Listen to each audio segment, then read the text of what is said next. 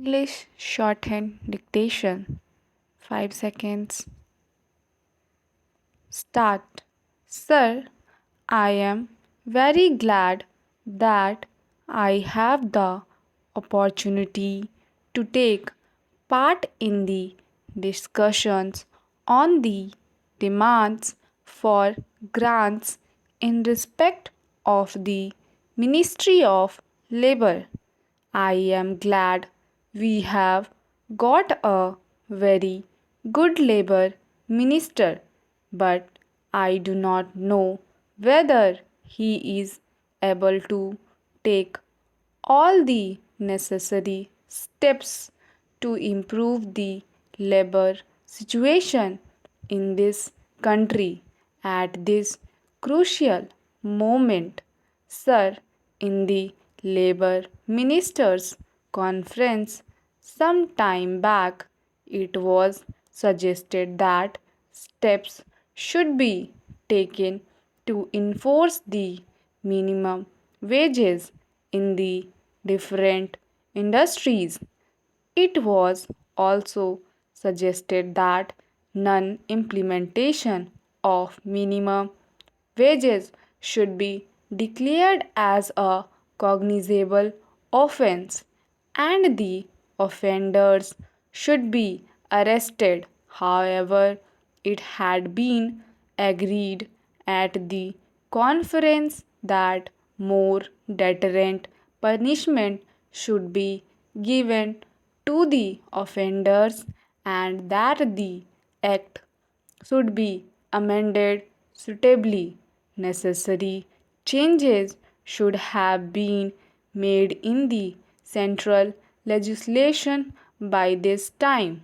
The Industrial Dispute Act had become outdated and it should be completely overhauled.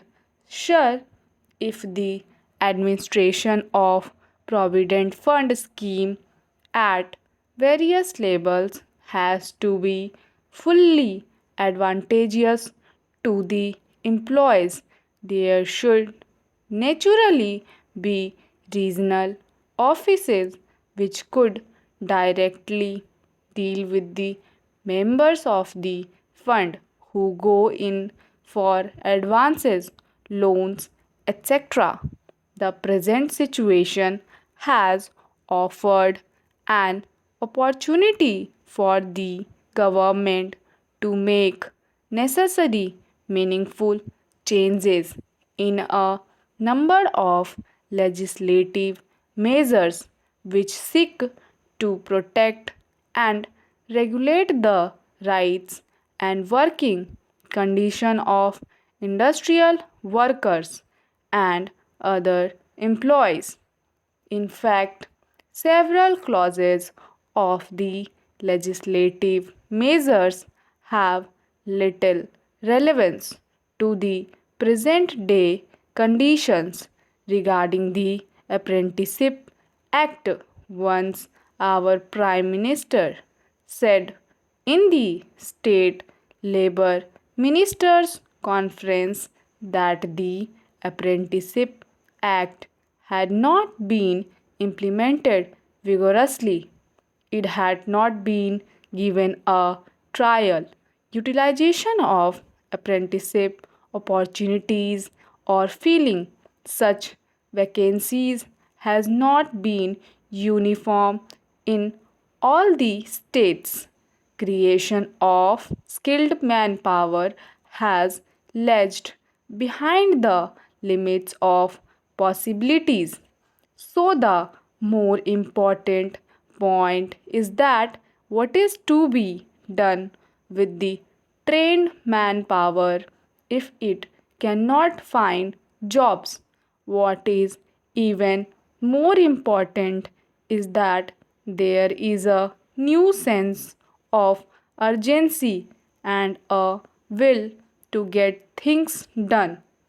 With regard to this, the basic problem relates neither to the number of apprentices nor to the value of their stipends.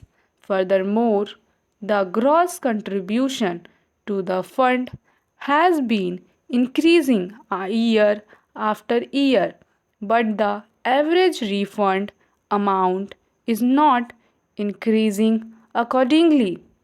Sir, the industrial policy resolution clearly mentions that in the process of rapid industrial development, labor assumes a vital role to help establish a socialistic pattern of society.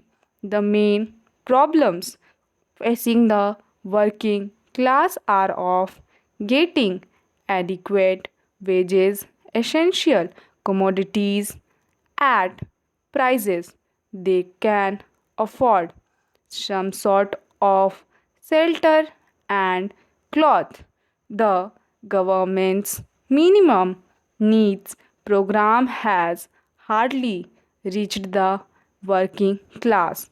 The vast majority of laborers are unable to make both ends meet.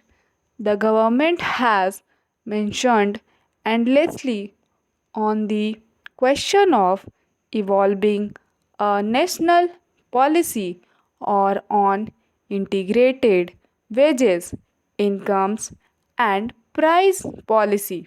Sir, it has claimed that the emergency has brought discipline among laborers and the production has been increased. Yes, it is a fact, but the laborers are forced to work and they are forced not to take part in the trade union activities. The trade union rights have been completely taken away from the labor. But, sir, I want to impress upon the minister that motivations for work should not be imposed from outside, but it should come from within. A contented labor force is an asset to the development of industries. You have taken away the permitted bonus.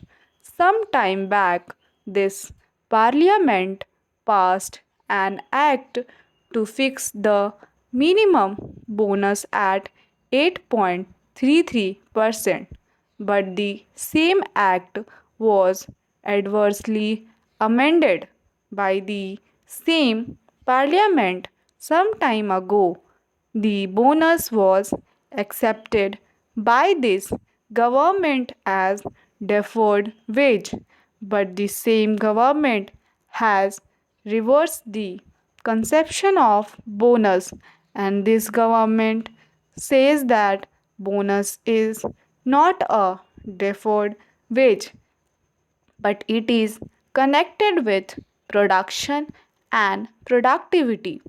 But what about the owners of industries? Do you know how much have they reduced in the dearness allowance of the workers nowadays? Not only that, a number of companies have been held guilty for failure to deposit the provident fund money and also for mishandling the amount due to employees. The total number employees covered by the scheme was 60 Lalit, which was subsequently increased to 70 lakhs. The gross contribution to the fund was expected to be increased, but the refund has not increased accordingly. Further, the arrear in default in payment by the employers on an average over a period of 5 years is increasing alarmingly. Such a situation calls for stringent regulation and control over the operation and administration of funds. Stop.